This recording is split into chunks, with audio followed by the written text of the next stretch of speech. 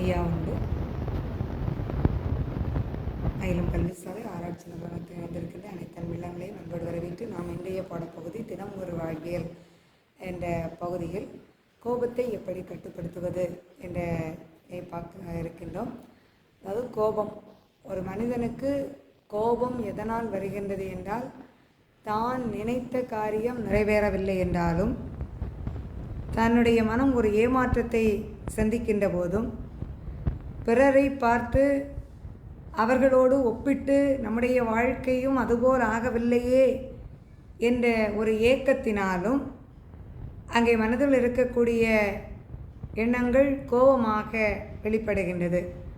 அது மட்டுமல்ல, பிறருடைய முன்னேற்றத்தை பார்த்து அங்கே அதை சகித்து கொள்ள முடியாமல் எப்படியாவது அவர்களை கீழே தள்ளிவிட வேண்டும் என்று ஒரு வஞ்சக உணர்வோடும் கோபம் எழுகின்றது.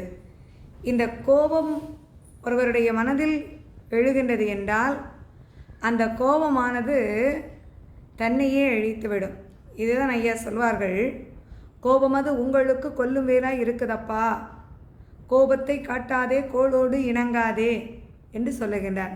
யார் ஒருவர் கோபப்படுகின்றாரோ, கோபப்படுகின்ற போது அவருடைய நாடி நரம்புகளெல்லாம் அங்கே பழுதாகி கொண்டு வருகின்றது. இதனால் அவருடைய உயிருக்கே ஆபத்தாக ஆகிவிடுகின்றது.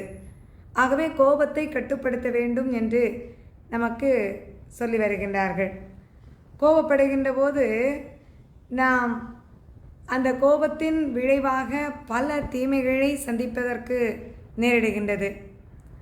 ஆகவே உடலாலும் உள்ளத்தாலும் நாம் வாழ்க்கையில் பல இன்னல்களுக்கு ஆட்பட வேண்டியிருக்கின்றது. ஆகவே கோபத்தை கட்டுப்படுத்த வேண்டும்.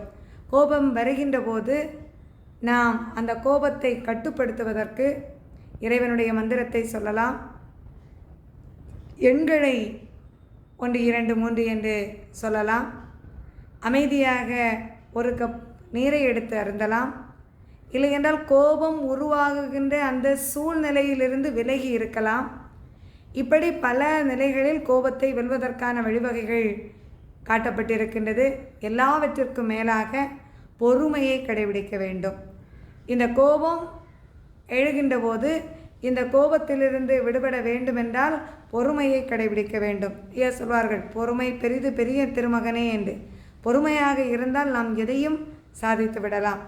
ஆகவே கோபப்படாமல் நம்முடைய உடலுக்கும் உள்ளத்திற்கும் எந்தவித தீங்கும் விளைவிக்காத வண்ணம் அமைதியாக இருந்து, எந்தவித பிரச்சனைக்கும் ஒரு தீர்வு உண்டு. அதை அமைதியான முறையில் கோபப்படாமல் நாம் அதை எளிய வழியில் அதிலிருந்து விடை தேட வேண்டும்.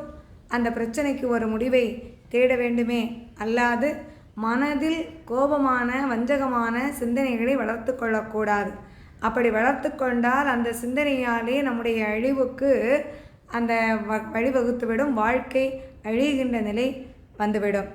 ஆகவே கோபத்தை விட்டுவிட வேண்டும். கோபம் வருகின்ற சூழ்நிலைகளை தவிர்த்து விட வேண்டும். ஐயா உண்டு.